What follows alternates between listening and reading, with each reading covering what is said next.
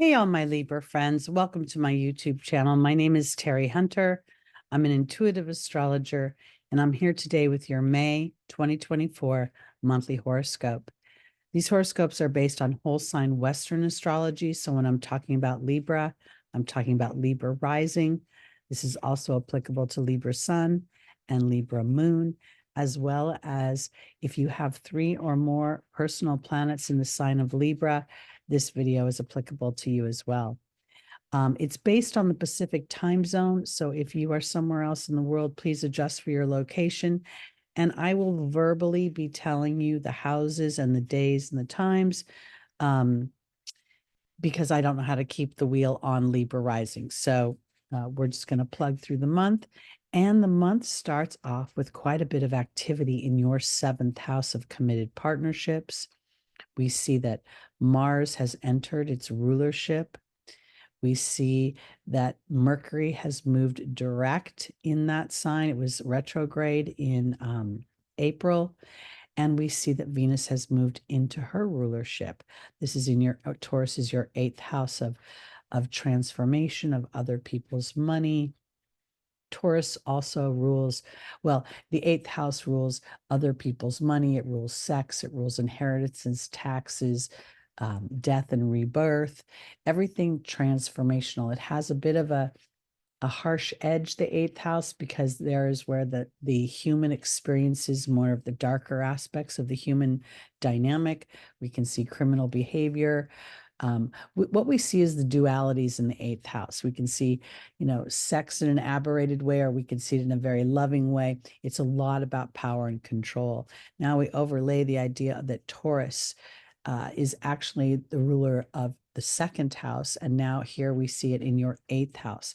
So this is a transformation that involves using your personal skills and talents, your self-worth and confidence, your using your voice, examining your personal history. It's very much about your possessions. The Taurus is a little bit of a me energy, as when the soul comes into this experience, it starts off in the house of self. And as a result of the self, it starts to create a sense of security through its possessions, which, when other people see our possessions, it enhances our status, or it can detract from it. So here, what we've been seeing is a concentration of energy for Libra in the house of partnerships and the house of transformation and of resources that are connected to other people. We've seen Jupiter here having a very long conversation with Uranus. It's been going on intensely as 2024 began. And as we got into April, it became more and more powerful and more obvious, really, in our lives. Opportunity to rewrite our beliefs, to actually expand our wealth, to implement our skills, and using that 8th house potentially to create resources through clients. The 8th house rules financial advisors, securities, commodities, stockbrokers. It also rules funeral parlors and people who deal with the death experience.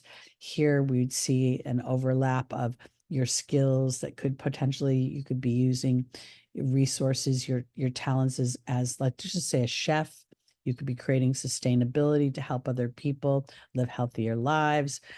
There's so many things you could be doing. But my point is this particular period of time, May, is continuing the transformation. And as Venus moves through this house, that is offering you an opportunity to enhance your financial dynamic, or to enhance your sense of self-worth when you're interacting with others. We also see Mars going through your house of partnerships, and this can be also professional partnerships. And I want to sort of broaden that 7th house, because while it rules contractual partnerships, it very much rules harmony and peace and civility and diplomacy and how we foster that. And here for Libra rising, it's going to be about creating a sense of yourself. And as Mercury was retrograde last month, it retrograded all the way back onto the North Node, accentuating thoughts of potentially your childhood, your siblings, how you interact with your everyday life, and is it aligned to the things that you want to experience that create peace and harmony because you feel a strong sense of yourself. This nodal axis, you've been experiencing the South Node in your first house, asking you on some level to be egoless to a broader perspective. The human can get very caught up in the he said, she said, or in the blame game. And when it comes to the Libra energy, we can very much inadvertently give up our power, our voice, so that we make cooperation within our partnerships. But really, it isn't cooperation. It's just a diminishment of the power. And here, this nodal axis is stretching you to voice yourself in a balanced way within your partnerships and to be brave about that. So I think this is super powerful. We're going to go on to the 7th of the month, where we're going to have a new moon in Taurus. That's going to happen in your 8th house, and that's at 8:21 p.m. Pacific time. Now, this new moon is really, we always say it's the darkest phase of the moon. It's about planting seeds. But I feel like for my Libras, this is about having faith in your value and your ability to create influence over your life. We see Venus, she's out of really in a very wide orb with this new moon, but she's the ruler of the house. So her voice is going to be broader and more influential here. So this is really about how you perceive yourself and allowing yourself to really start to think futuristically about the value of integrating your personal history and allowing it to be the platform for a broader perspective of yourself. And I want to offer this too, because Venus rules money, Jupiter rules money, and Uranus rules my friends. It rules the 11th house, which it rules technology, space, science, futuristic things. It also rules the house of friendships and groups and things that we participate in. So you may find that the groups that you participate in, and they could potentially be based on creative endeavors or artistic endeavors and even spiritual endeavors. We see a beautiful trine between, it's not a trine, well, it is a trine between Jupiter and Pluto, but we see it's also making a sextile. Pluto's making a sextile to Neptune, and Neptune's making a sextile to Jupiter. And so this is creating a powerful, strong, favorable energy. And I must say that for the next 10 years plus, there's going to be a ongoing sextile between Pluto and Neptune. As Neptune moves into your house of partnerships, Pluto will venture further and further into your 5th house of children, creativity, self-expression, romance, and an innovative version of that. So it's kind of exciting. It could potentially bring some sort of divine disruption that calls forth an illumination of some kind. We will see Neptune retrograde a bit, but within the dance over the next 10 years, they're not far out of orb and in a constant sextile. So I'm really being called to transform and allow for a rebirth based on my spiritual principles, on an inner voice, on a willingness to not escape my life, but to embrace my talents and be brave about birthing them forward. Neptune will move into Aries within, I think, early 2025. I don't have the date on me right now.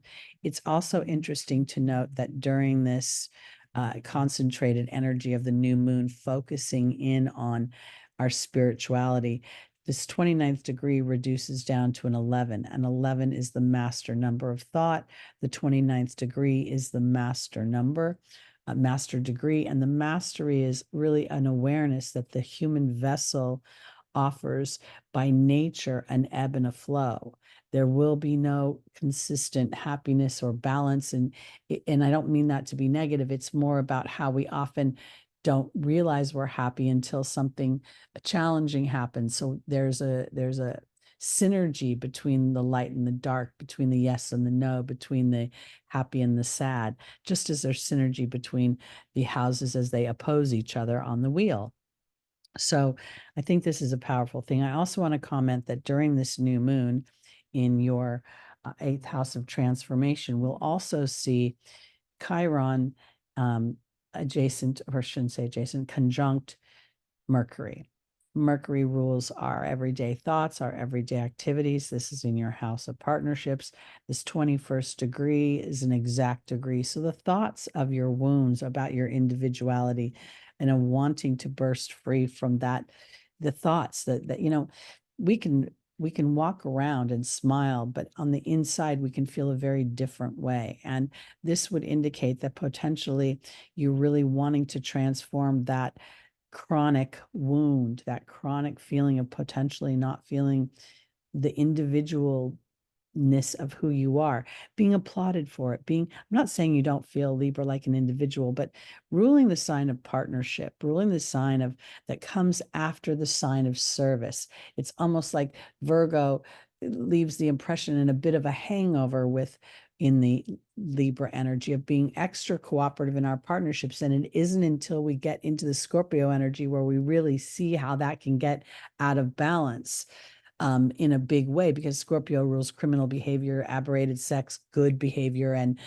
great sex. And it rules things where there's power and control over us. And the power and control always comes by what we believe and what we think. So during this new moon, you may feel an exasperation. I also can't help but note that, okay, Chiron's at 21 degrees, 5 minutes. Mercury's at 21 degrees, 55 minutes. The fives here feel like freedom, like breaking free from something or reconciling something, transforming that darkness into the dark spot that makes the color pop. And then here's Mars at that 5 degree, the Leo degree, which is about what do I want to express in out there. That's me, the performer, the how do I have fun? And again, Mars is exalted here in Aries. So you're very much feeling a strong sense of Mars going through this seventh house, and a calling forth for you to plant seeds in the dark of the night. The eighth house ruled by Scorpio is literally a house that I feel like is in the dark. It rules the anus, it rules toxic waste. So this is really kind of planting the seeds to unslave yourself from that which you have fears of in the dark. That's the way I would want to put it. All right, let's move on to, okay, let's go to the 15th. And here we see, I'll just go to 12 p.m. Again, there's a really big concentrated energy in your house of partnerships, your house of transformation, and how people have power and control over you. We also see a bit of energy here in this house of service, with Saturn going through, really offering a deep dive into what is sustainable within your experience. And when I say that, because the sixth house rules your everyday activities, your daily health habits, your daily work habits, your daily thought habits, and even the interaction with your pets. So here, as we see that Mercury has now moved away from this energy of partnership and is now moved into this sign of other people's money. And I say that because if you're endeavoring something, any career, any work issue, and I don't want to use issues, if you're Libra endeavoring an entrepreneurship or something where you're going to birth yourself in a bigger way, potentially even on the internet or through social media or some sort of internet platform, this feels like it starts to become very favorable. We go from the eighth house into your ninth house, where these planets will all congregate. And in that, you could find yourself elevating your reach. The ninth house, which is your Gemini house, could very well be where you see you moving into foreign territory, but this feels as if it's interacting with other people. It's almost as if the Jupiter-Uranus conjunction brought an awareness potentially an epiphany of some kind, or the beginnings of the birth of a business, some sort of business endeavor, which would be Jupiter. And then Uranus would be innovative, moving forward, the future, also representing networks. You could have birthed a bigger version of yourself within your networks. Mercury's move in here could be about deepening the process, engaging your neighborhood, your networks, the people that you know. For some reason, when I go to that 8th house, I don't feel like I'm really engaging potentially strangers, but if I was, they would be like referrals or people coming in through people that know me. I don't know why I want to put it that way, but I'm just going to leave it that way. I also want to continue to bring up, we're in the middle of the month and we're still seeing this really favorable aspect for transformation between Jupiter, now the sun. We can even throw Uranus in there, and pretty soon it'll be Venus. This trine to Pluto, as Pluto is retrograding at the Venusian degree right now, and then popping up over here to Neptune, where I'm really implementing the divine laws of the universe on a daily basis in order to move my story forward, to engage the universe to bring opportunities to me for me to walk through that support where I want to go versus where I potentially may have been. Now we're going to see the sun enter on the 20th, enter Gemini, and join this trine. Here, now we've got Venus, who's had a conversation with Uranus. And I want to offer this because Venus rules friends, and Uranus rules, it's the house of groups of friendships. So you could start to see an expansion of your network on the internet through whatever you've started to.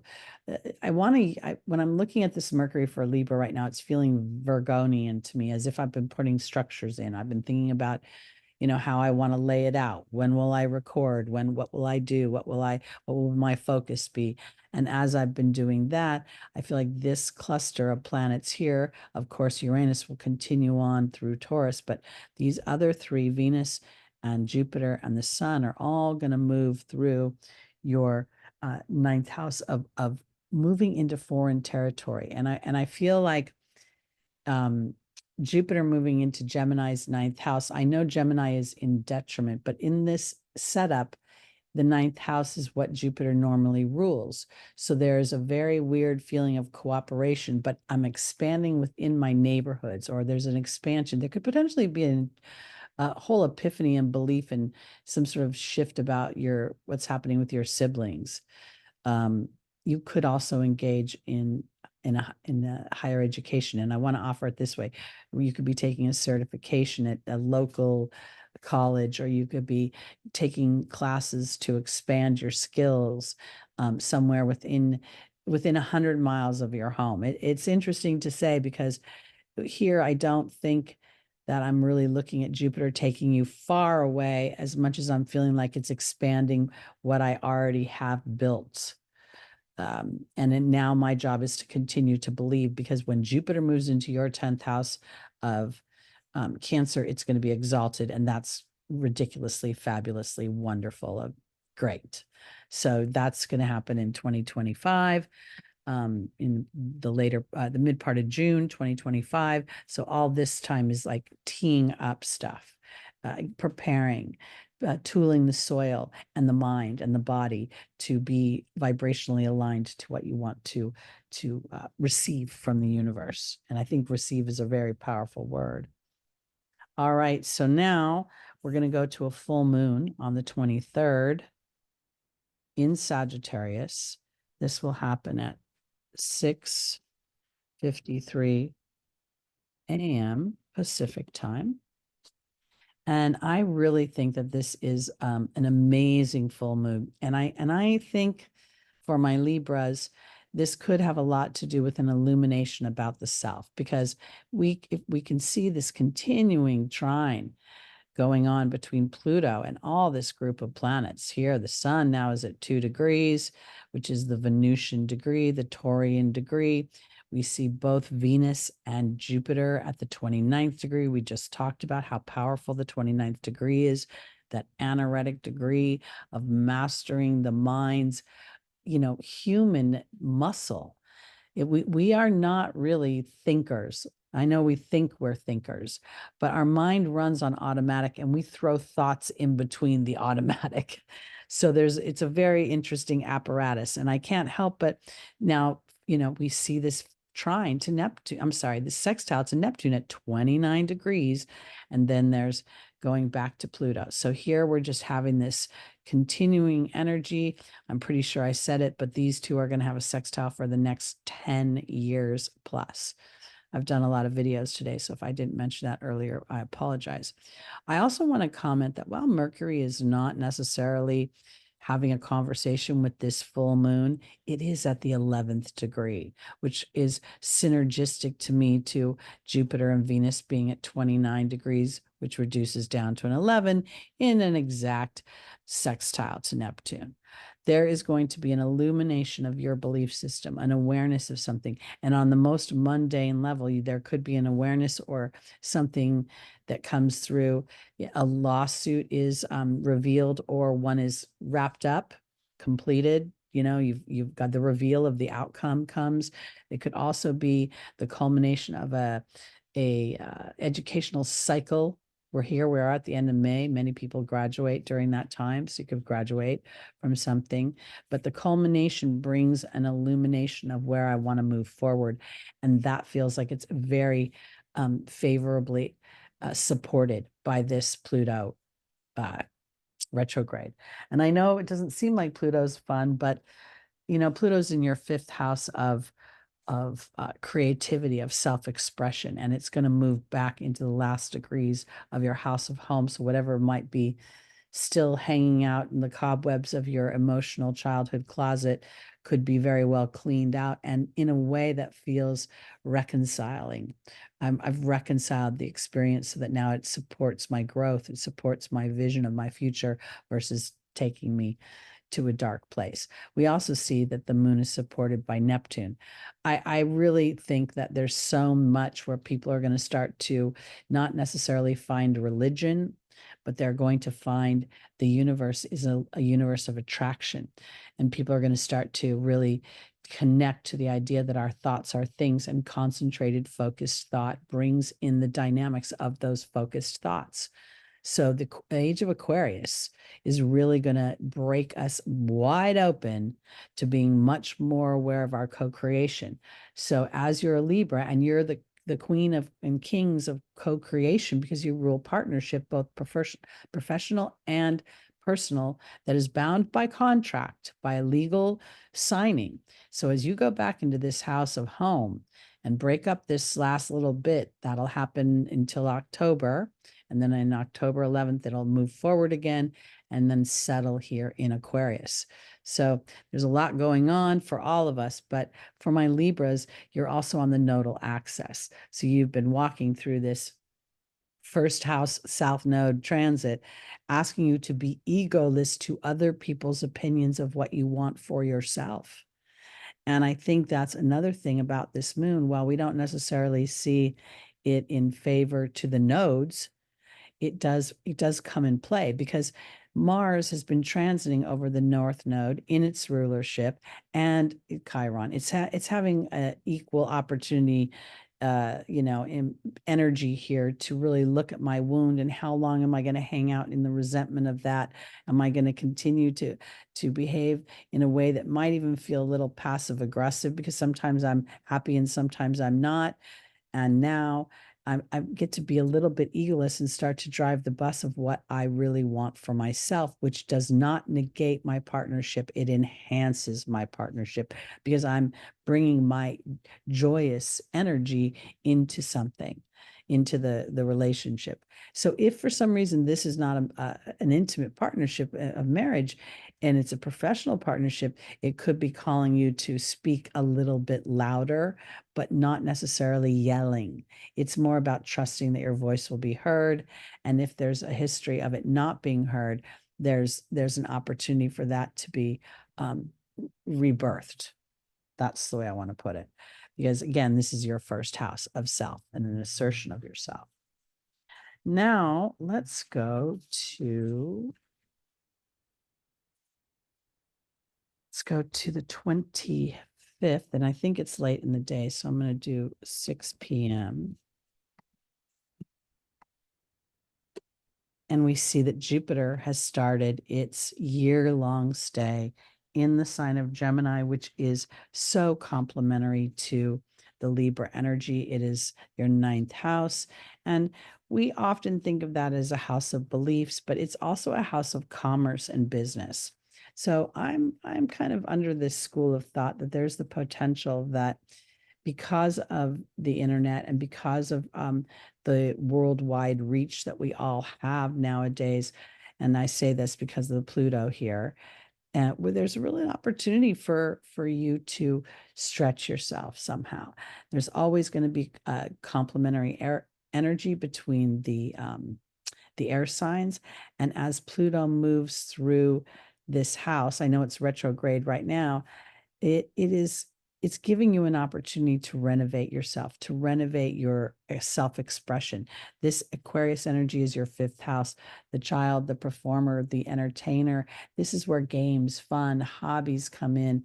And here, this is where there's a new opportunity. So I don't know why I want to say this, but if you're in the peak of your career and you're a Libra rising, who knows, you may get involved with technology, involved with virtual gaming, and see your career starting to really expand over the next year. The key is to be very, to connect with the divine laws of your inner being. Like, what does your inner being want you to know? Because sometimes we walk through a challenge because that lets us know our strength. And whatever's going on with Neptune here and these planets here, the sun and Venus and now Jupiter, it's super powerful for you to shift your beliefs, trust your talents, and then birth them into what I would say would be your neighborhood, your community, the people that you know that are, and that could be even through the internet. It could be like a group of moms, that all have a common bond of some kind, or somebody who've all, uh, seen a UFO. I don't know. I mean, it could be anything you're interested in. I said UFO only because the 5th house is Aquarius. But in any case, this is a powerful energy for you, Libra, to experience Jupiter's transit in this 9th house that could take you into real abundance through the way you think, the way you speak, and through the people that you interact with on an everyday basis. You could even start a business with a sibling. I didn't even think of that. There's that potential as well. Or you could enhance a business with a sibling or a sister even. But this is a very quick transit, whereas Jupiter will be here for a year. All righty. Let me go now to, I'm just going to pop over to the 29th.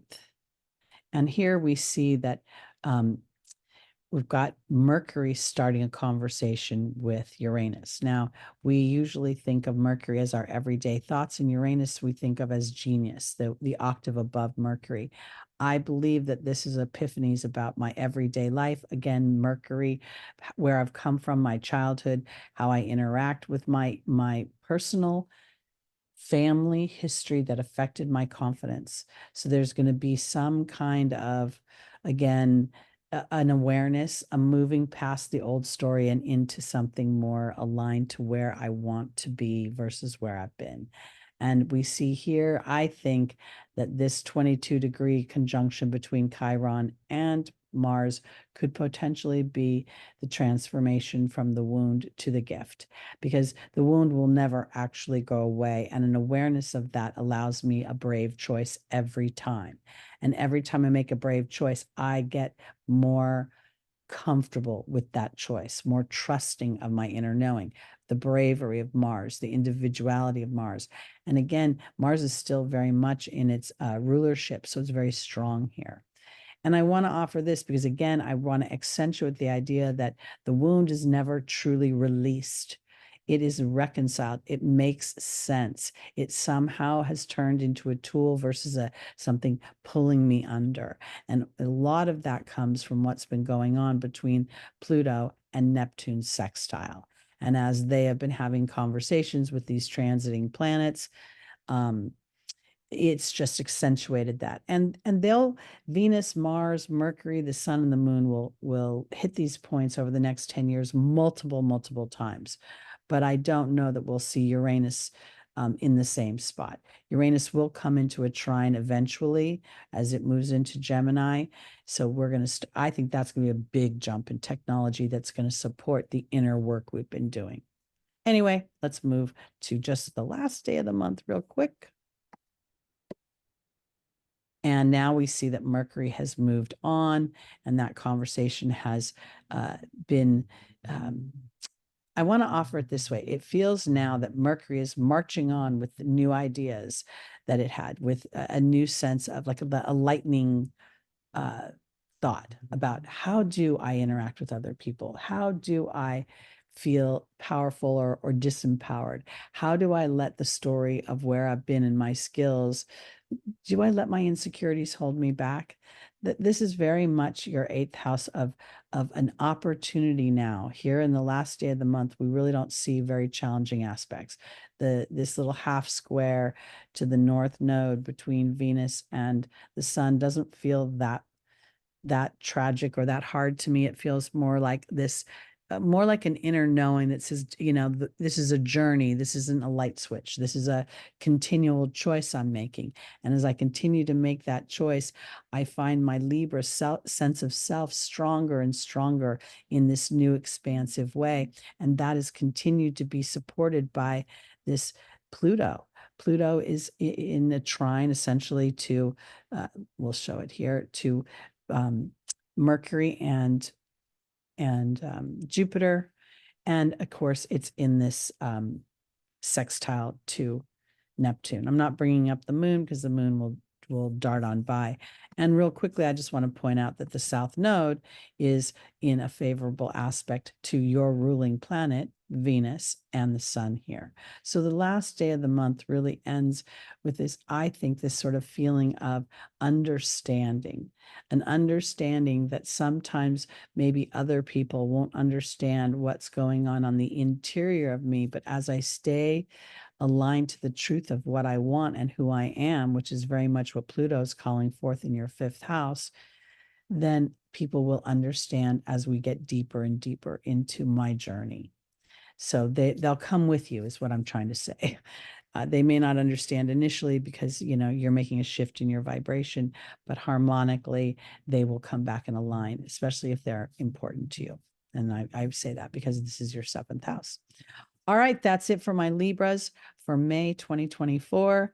My name is Terry Hunter. I'm an intuitive astrologer. If you'd like to book a reading with me, my information is below. I also do intuitive readings, and I'm here on Sunday mornings, live 11 a.m. Pacific time, where we get the angels' advice for traversing the transits of the week ahead. Please like, please subscribe, please share, and hit that notification bell so you'll always be aware when new content comes out. Thank you so much, and I'll see you in June, all my Libra friends. Take care.